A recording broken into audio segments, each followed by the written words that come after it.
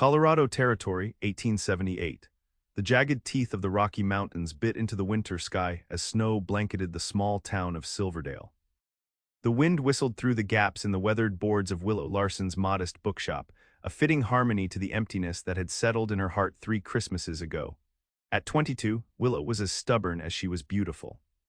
Her honey-blonde hair was always neatly pinned beneath practical hats, her blue eyes sharp and observant. Today, she wore a simple blue woolen dress, its modest cut and lack of frivolous decoration matching her practical nature. She glanced at the calendar on the wall, December 15th, and felt the familiar tightness in her chest. 2 weeks until it's over, she muttered to herself, arranging a display of almanacs while steadfastly ignoring Mrs. Thompson's suggestion that she stock Christmas cards or decorative paper for wrapping presents. Willow had built her life around a simple truth: Christmas brought nothing but false promises and broken hearts. The last real Christmas she'd celebrated had been with her parents in '75, before the blizzard that had claimed them both on Christmas Eve. She'd spent that night alone in their cabin, the holiday feast growing cold, waiting for parents who would never return. 3 years later, she was determined that December 25th would be just another day at her bookshop. Christmas is for fools, she often told herself. The frontier doesn't care about holidays or hope. What she wanted was simple: to run her bookshop, maintain her independence, and keep the walls around her heart as solid as the Rockies themselves. What she needed, though she would never admit it, was to believe again that goodness could survive in this harsh land. The bell above the door jingled, letting in a blast of cold air and a dusting of snow. Willow looked up from her ledger, ready to welcome a customer with her practiced, polite smile that never quite reached her eyes. But the man who stepped through the doorway made her pause. He was a stranger, and Silverdale rarely saw those in winter. Tall and broad-shouldered, he removed his hat to reveal sandy brown hair and clear green eyes that crinkled at the corners when he smiled. His face was mostly smooth, with just a hint of stubble from days on the trail, but he couldn't have been more than 25. Despite the cold, there was something warm about him, something that made Willow straighten her spine defensively. "Afternoon, ma'am," he said, stomping snow from his boots. "Name's Kieran Young, just rode into town." "Willow Larsen," she replied, her voice professionally neutral. "What can I help you with, Mr. Young?" "Looking for work, actually," he said, approaching her counter. "Heard the Double S Ranch might be hiring for winter. Thought I might pick up a book to pass the cold nights." His smile was disarming, genuine in a way that made Willow instantly suspicious. "Fiction is along the back wall," she directed, pointing with her pencil. "Mr. Sanderson at the Double S is indeed looking for hands. His foreman was injured last month." Kieran nodded his thanks and wandered toward the shelves. Willow tried to focus on her accounts but found her eyes drifting to the stranger.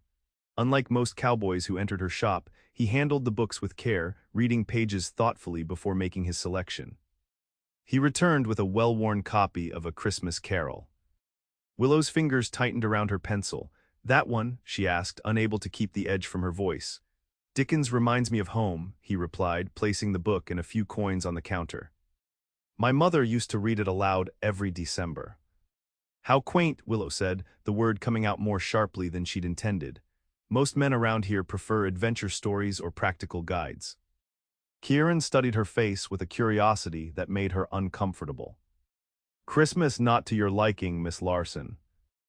"Christmas is a day like any other," she replied, wrapping the book in brown paper with swift, efficient movements. "Particularly out here." "Is that so?" There was no judgment in his voice, just genuine interest. "Where I come from, even the roughest cowboys find a way to celebrate, gives hope in the dark months." "Hope is a luxury, Mr. Young," Willow said, handing him the wrapped book. "And luxuries are scarce on the frontier." Instead of being put off by her coldness, Kieran smiled again, a small, knowing curve of his lips. "Maybe so, but I've found that necessary things have a way of finding us, even when we think we don't need them." Before Willow could formulate a properly dismissive response, the door opened again. Sheriff Mills entered, bringing another swirl of snowflakes. "Afternoon, Willow," he nodded, then turned to Kieran with the assessing look he gave all newcomers. "Don't believe we've met." "Kieran Young, sir," the cowboy extended his hand. "Just passing through on my way to the Double S." "Good timing," the sheriff replied. "Jack Sanderson needs men with the winter drive coming up." He turned to Willow. "Speaking of which, the town council's meeting about the Christmas festival tomorrow. We're hoping you'll reconsider lending your space for the children's reading." Willow's expression hardened. As I told Mrs. Peterson, I'm not participating in any Christmas activities. The shop will be open for regular business only. The sheriff sighed. Willow, it's been 3 years, your parents wouldn't want. My parents aren't here, she cut him off, her voice tight, and I have inventory to complete. Good day, Sheriff. Mr. Young. Both men recognized the dismissal. The sheriff shook his head slightly as he left, but Kieran lingered a moment longer, those green eyes studying her with uncomfortable perception. Thanks for the book, Miss Larsen, he said finally. I suspect our paths will cross again. Silverdale's a small town, Mr.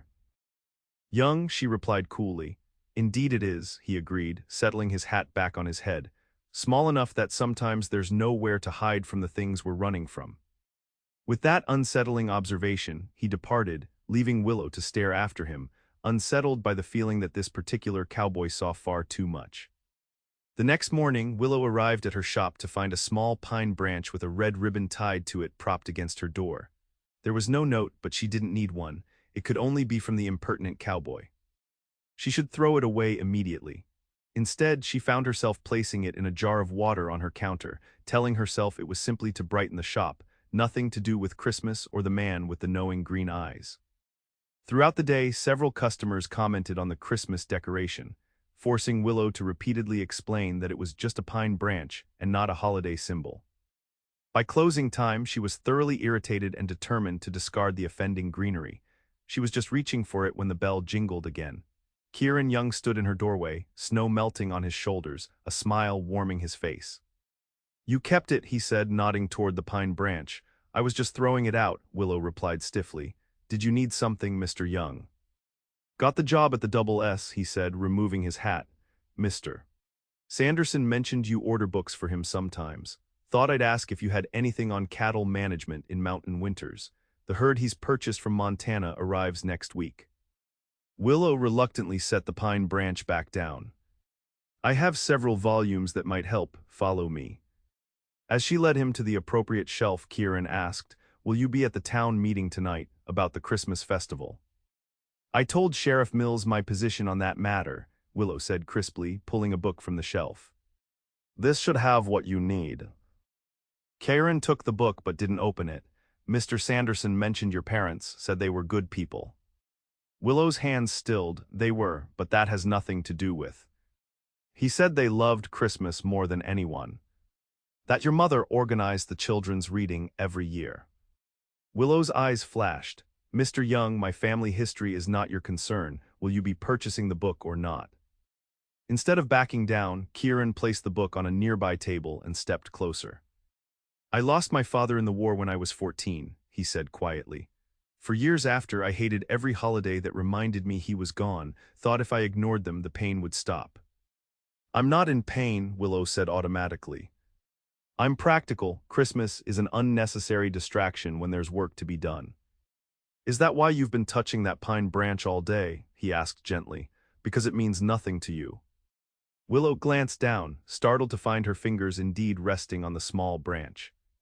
She jerked her hand away. You're very presumptuous for someone who's been in town less than a day. Perhaps, he agreed easily. Or perhaps it takes a stranger to see clearly what others have grown used to overlooking. And what exactly do you think you see, Mr. Young? Willow demanded, crossing her arms.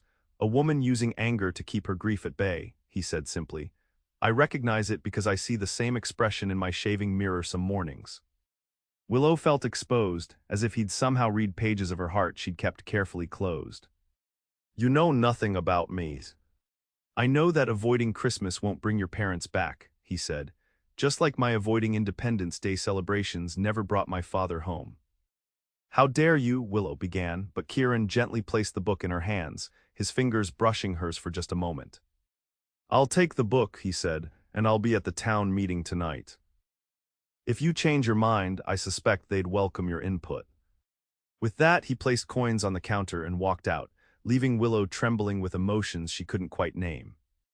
She wrapped the book mechanically, then realized he'd gone without it. Looking out the window, she saw his tall figure already halfway down the street. Later that evening, after closing her shop, Willow found herself standing outside the town hall. The voices inside sounded cheerful as they discussed the Christmas festival. She told herself she was only there to return Kieran's book. When she pushed open the door, the conversation halted. 20 faces turned toward her, expressions ranging from surprise to hope. "Willow," Mrs. Thompson exclaimed, "we were just discussing the children's reading." "I haven't changed my mind," Willow said quickly, clutching the wrapped book. Her eyes found Kieran, sitting near the back, watching her with that same gentle assessment. "I'm just returning Mr. Young's purchase." Sheriff Mills exchanged glances with the town council members. "Well, since you're here, perhaps you'd like to listen to our plans. No obligation." Before Willow could refuse, Kieran stood. "Actually, I was just telling everyone about a Christmas tradition from my hometown in Pennsylvania. Every family contributes one ornament to the town tree, often with a story behind it." "That sounds lovely," Mrs. Peterson said enthusiastically. "We could start that here." Willow found herself being guided to a seat as the conversation resumed around her. The book remained in her lap as she listened to the plans: caroling on Christmas Eve, a community dinner at the church, sleigh rides for the children. "And what about the reading?" Kieran asked, his eyes finding Willow's across the room. "I understand it was quite special in previous years." Mrs. Thompson sighed. "We haven't had it since the Larsens passed. No place quite right for it, and no one reads stories quite like Margaret did." Willow felt a lump form in her throat at the mention of her mother. Margaret Larsen had had a way with voices, bringing characters to life for wide-eyed children seated on cushions around her chair. "Perhaps we could find a new tradition," Kieran suggested, "something to honor the old while creating something new." Willow didn't realize she had stood until all eyes turned to her again. "My mother's reading chair is still in the storage room of the bookshop," she heard herself say, "and I still have the books of Christmas stories she used." The silence that followed was heavy with possibility. Willow couldn't believe what she was suggesting. It went against everything she'd told herself for 3 years. "Are you offering to host the reading, Willow?" Sheriff Mills asked carefully. "I'm not saying that," Willow said quickly. "I'm just saying the chair and books are there, if someone else wanted to do the reading." It was a small concession, but from the smiles breaking out across the room, anyone would think she'd offered to personally finance the entire festival. As the meeting continued, Willow found herself reluctantly drawn into discussions, making practical suggestions about scheduling and organization.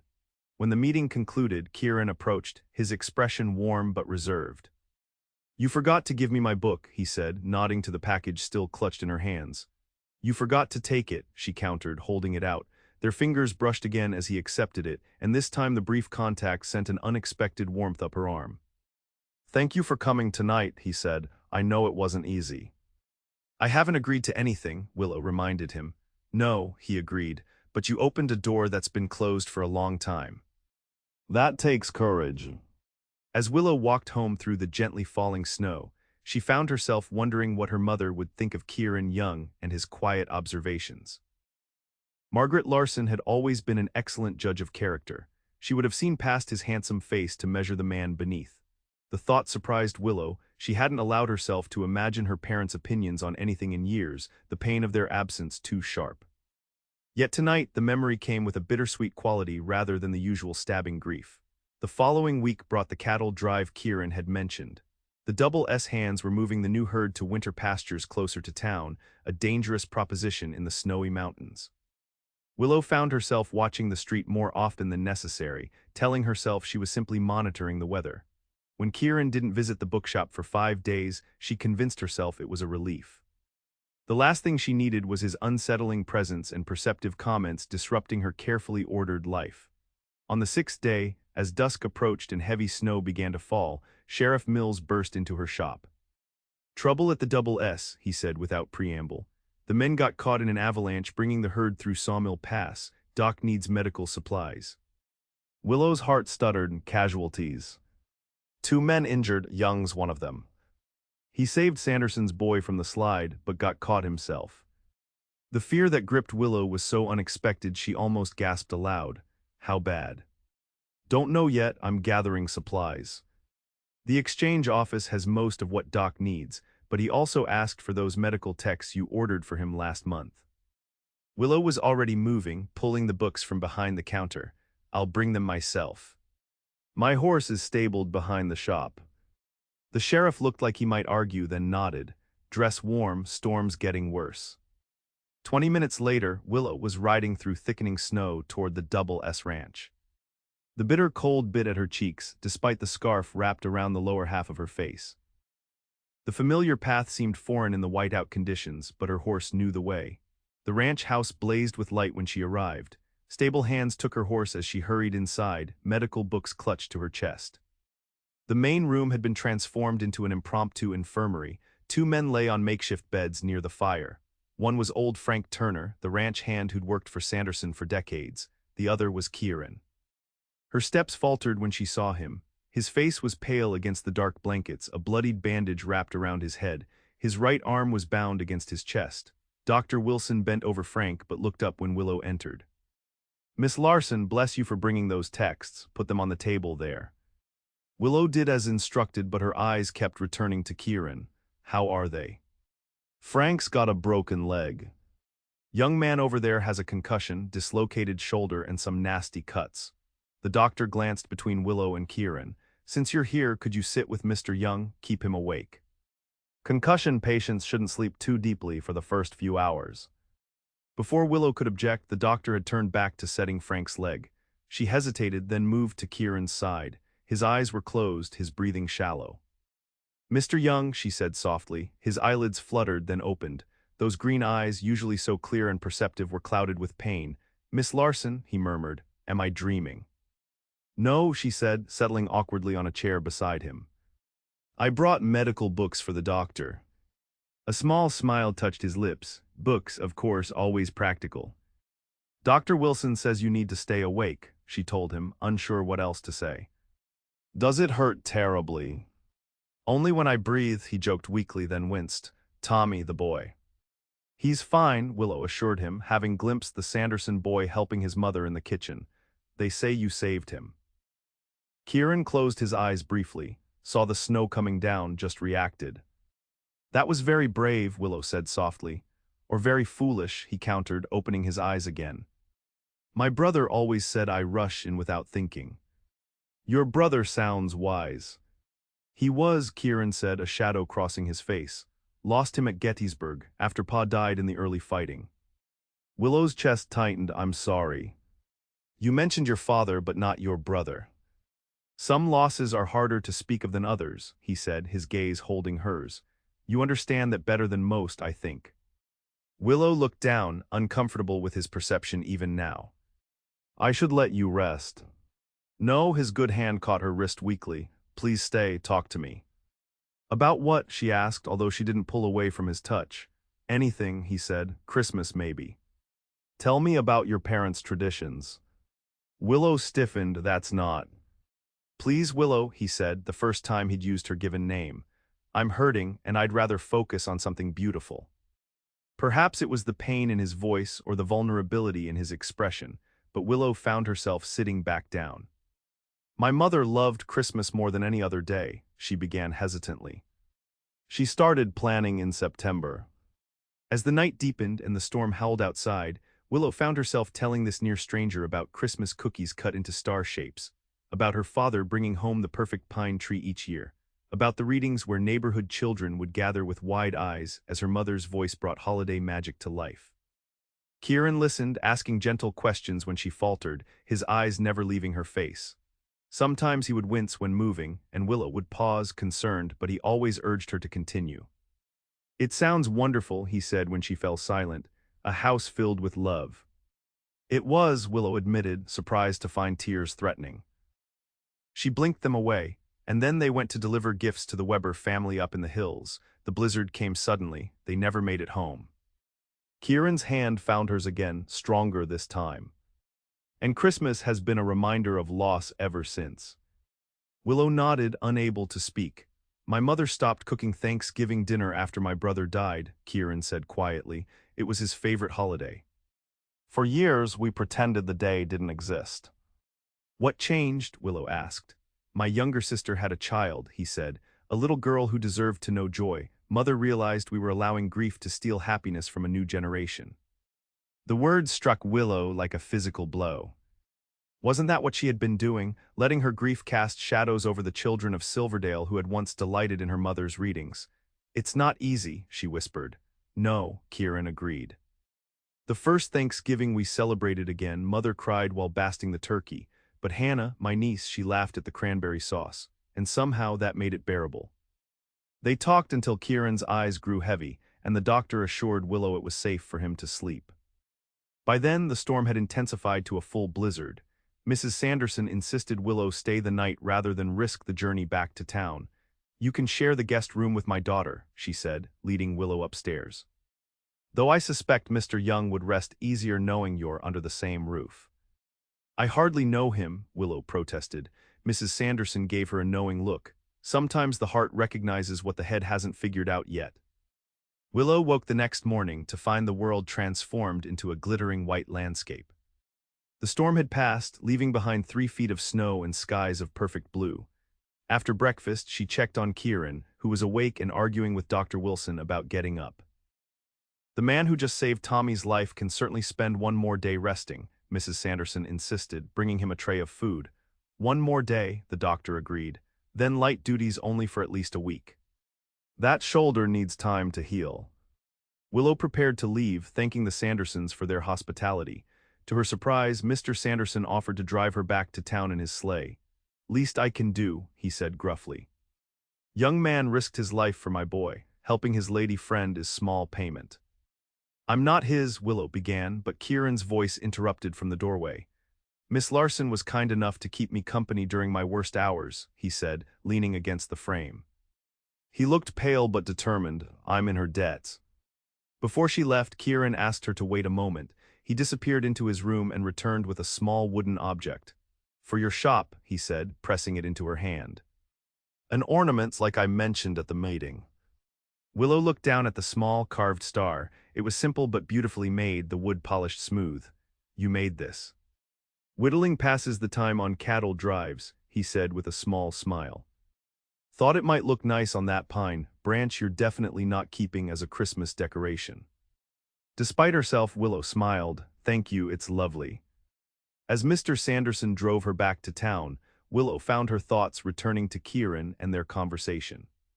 For 3 years, she'd avoided anything that reminded her of her parents' deaths.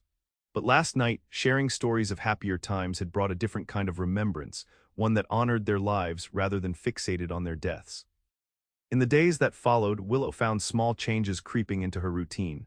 She placed Kieran's star on the pine branch, which she'd continued to keep fresh with water. When Mrs. Thompson mentioned needing help with garlands for the town square, Willow offered the use of her back room for the ladies' sewing circle. She still maintained she wouldn't host the children's reading, but when Sheriff Mills asked if someone else could use her mother's chair for the event, she agreed. And when she found herself ordering extra copies of Christmas stories, she told herself it was simply good business. Kieran returned to town 4 days after the accident, his arm still in a sling but otherwise moving well. He visited the bookshop daily, sometimes to purchase books, other times just to talk. Willow found herself looking forward to his visits, though she tried to hide her anticipation. A week before Christmas, he arrived with an unusual request. "Teach me to read to children," he said without preamble. "Mr. Sanderson said I should rest from ranch work another week, and the town needs someone to do the reading." Willow stared at him. "You want to do my mother's reading." "Not your mother's reading," he corrected gently. "A new reading, honoring the tradition she began, but I've never read to children before." "I need help." It was a transparent attempt to involve her in the Christmas festival, and they both knew it. What surprised Willow was her reaction, not anger or resentment, but a flutter of something that felt remarkably like anticipation. "Children require different voices for different characters," she heard herself saying, "and you have to show them the pictures at just the right moment." Kieran's smile was like sunrise breaking over the mountains. "Will you show me?" That afternoon, Willow closed the shop early. She led Kieran to the storage room where her mother's reading chair sat draped in cloth. Together they uncovered it, Willow running her hands over the familiar carved wood. "It's beautiful," Kieran said softly. "Your father made this." Willow nodded, for their first Christmas after they were married. "He added the cushions when I was born." From a trunk nearby, Willow extracted the books of Christmas stories, their pages worn from years of readings. She handed one to Kieran, who took it with the same reverence he'd shown that first day in her shop. "Sit," she directed, gesturing to the chair. "I'll be your audience." For the next hour, she guided him through the art of reading to children, when to speak loudly, when to whisper, how to create suspense with a pause. Kieran proved a quick study, his natural storytelling abilities emerging as his confidence grew. "You're good at this," Willow admitted as they finished the third story. "The children will love you." "High praise from a discerning bookseller," he replied with a smile. "But I think they'd prefer the original Larsen tradition." Willow shook her head. "I can't." "Can't or won't?" Kieran asked gently. "Both," Willow said, closing the book in her lap. "Every time I think about sitting in that chair, reading my mother's stories, I can't breathe. It feels like betrayal," Kieran finished for her, "as if allowing joy might mean you've forgotten them." Willow looked up, startled by his perfect understanding. "Yes. What if we read together?" he suggested, "not trying to replace your mother's tradition, but creating something new that honors it." The idea took root in Willow's mind, a small seed of possibility. "I'll think about it," she said finally. The next few days passed in a flurry of activity as Christmas approached. Despite her initial reluctance, Willow found herself increasingly involved in the town's preparations. She helped the schoolchildren make paper ornaments, contributed books for prizes in the holiday games, and even agreed to display a small Christmas tree in her shop window. Each step felt both terrifying and liberating, as if she were slowly removing a heavy coat she'd worn for too long. Kieran continued his daily visits, often bringing small gifts, a pine cone, a ribbon for her hair, a piece of peppermint candy. They practiced reading together every afternoon, their voices blending as they traded parts in the stories. 2 days before Christmas, Kieran arrived looking uncharacteristically nervous. "Walk with me," he asked. "There's something I want to show you." Curious, Willow closed the shop and accompanied him through town. Fresh snow crunched beneath their boots as they made their way to the town cemetery on the hill overlooking Silverdale. Willow hesitated at the gate. She hadn't visited her parents' graves since the funeral. "Trust me," Kieran said softly, offering his hand. After a moment's hesitation, Willow placed her gloved hand in his. They walked between the stones until they reached a pair of markers beneath a snow-laden pine. James and Margaret Larsen, beloved husband and wife, devoted parents. But the graves weren't as Willow remembered them. Someone had cleared the snow and placed a small wreath of pine boughs and red berries on each stone. Between them stood a tiny Christmas tree, decorated with wooden stars like the one Kieran had given her. "Who did this?" Willow whispered. "Several of us," Kieran admitted. "Mrs. Thompson made the wreaths. Sheriff Mills helped me with the tree. Mr. Sanderson carved the stars." "But why?" Kieran turned to face her, still holding her hand. "Because grief shared becomes easier to bear, because your parents were loved by this town. And because Christmas wasn't just a day to them, it was how they lived their lives, giving to others, creating joy." Tears filled Willow's eyes, but they weren't the sharp, painful tears she'd grown accustomed to. These felt different, cleansing, like spring rain washing away winter's debris. "I've been so angry," she admitted, the words catching in her throat. "At the storm, at them for leaving, at Christmas for taking them." "I know," Kieran said simply. "Anger feels safer than grief." "Does it ever stop hurting?" Willow asked, looking at the decorated graves of her parents. "Not entirely," Kieran answered honestly, "but eventually the memories bring more smiles than tears." They stood together in the silence of the cemetery as the sun began its early winter descent. When Willow finally spoke, her voice was steady. "I'll do the reading," she said, "with you on Christmas Eve." Kieran's smile was answer enough. Christmas Eve arrived with perfect storybook weather, gently falling snow, just enough to make everything look magical without hindering travel. All afternoon, Willow arranged her shop for the evening's reading. She placed her mother's chair near the fireplace, surrounded by cushions for the children to sit upon. The Christmas tree from her window now stood beside the chair, decorated with wooden stars and paper ornaments. As dusk approached, she changed into her best dress, a deep green wool that her mother had helped her make 3 years ago. She hadn't worn it since. As she pinned her honey blonde hair into a simple but elegant style, Willow realized with surprise that for the first time in years she was looking forward to Christmas. The townsfolk began arriving at 7, children bouncing with excitement, adults carrying plates of cookies and containers of hot chocolate.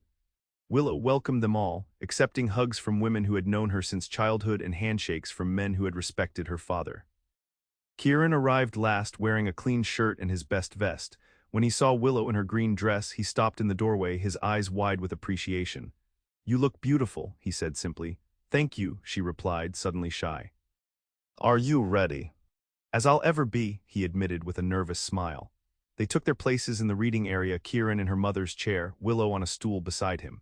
The children gathered around them, faces upturned and eager. Parents and other adults stood behind, creating a circle of community. Sheriff Mills stepped forward to introduce them. For those new to town, this reading was a tradition started by Margaret Larsen many years ago.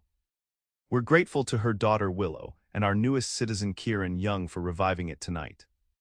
As the sheriff stepped back, Willow felt a moment of panic. What was she doing? How could she possibly fill her mother's role? As if sensing her distress, Kieran reached over and squeezed her hand. Together, he whispered. Willow took a deep breath and opened the first book. "'Twas the night before Christmas when all through the house," she began, her voice gaining strength with each word. For the next hour, they read stories of Christmas magic and winter wonder. Kieran's deep voice rumbled through tales of Santa's journey, while Willow's lighter tones brought children's excitement to life. They traded parts seamlessly, as if they'd been reading together for years rather than days. The children gasped at dramatic moments and giggled at funny ones. The adults smiled nostalgically, many remembering Margaret's readings from their own childhoods.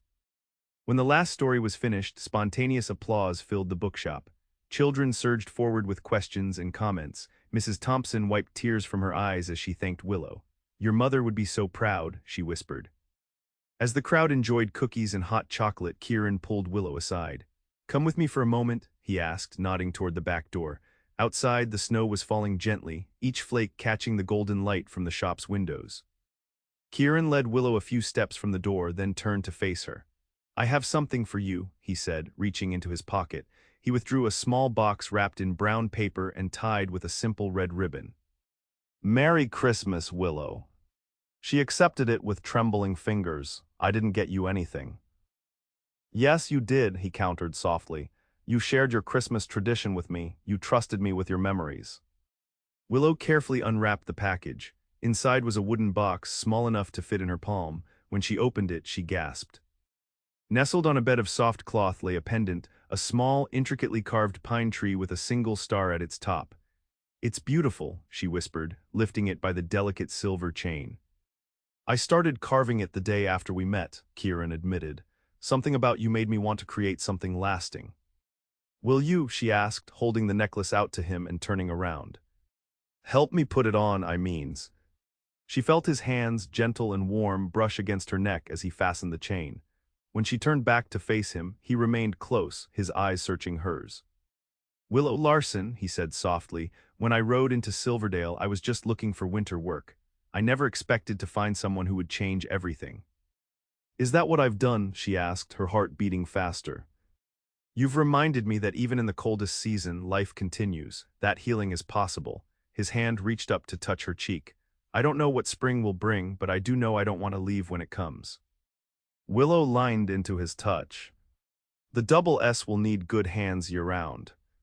"It's not the ranch that's keeping me here," Kieran said, his voice dropping to a near whisper.